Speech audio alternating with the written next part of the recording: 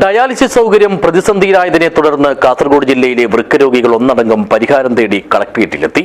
Dialysis ഒരു കാരണവശാലും മുടങ്ങില്ലെന്നും ആവശ്യമായ പണം ഉടൻ ലഭ്യമാക്കുമെന്നും ജില്ലാ കളക്ടർ ഉറപ്പു നൽകിയതോടെയാണ് ഇവർ മടങ്ങിപ്പോയത്.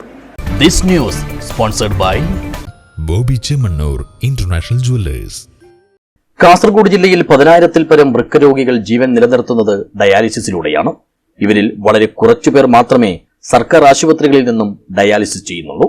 ബാക്കിയുള്ളവരെല്ലാം ആശ്രയിക്കുന്നത് സ്വകാര്യ ഡയാലിസിസ് കേന്ദ്രങ്ങളെയാണ്.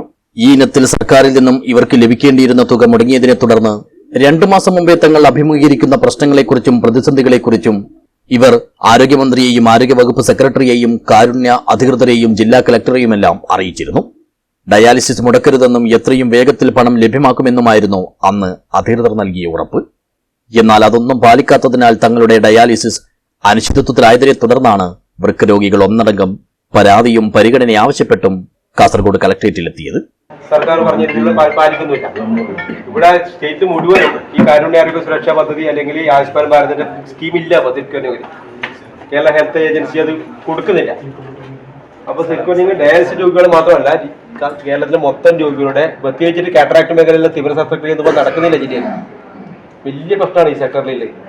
പ്ലക്കാർഡുകളും കയ്യിലേന്തിയെത്തിയ ഇവരുടെ പ്രതിനിധികളുമായി നടത്തിയ ചർച്ചയിൽ ഒരു കാരണവശാലും ഡയാലിസിസ് മുടങ്ങില്ലെന്നും സ്വകാര്യ ഡയാലിസിസ് കേന്ദ്രങ്ങൾക്ക് വർഷങ്ങളായി നൽകാനുള്ള കോടിക്കണക്കിന് രൂപ ഉടൻ തന്നെ സർക്കാർ നൽകുമെന്നും ജില്ലാ കളക്ടർ ഉറപ്പു നൽകി.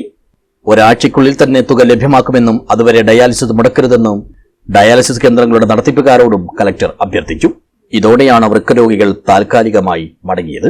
ഇനിയും വാക്കു പാലിക്കപ്പെട്ടിട്ടില്ലെങ്കിൽ രോഗികളും ഡയാലിസിസ് കേന്ദ്രങ്ങളുടെ നടത്തിപ്പുകാരും ചേർന്ന് കളക്ടറേറ്റിൽ ഉപവാസം ആരംഭിക്കുമെന്നും പ്രതിനിധികൾ അറിയിച്ചു. News bureau, Kasaragod.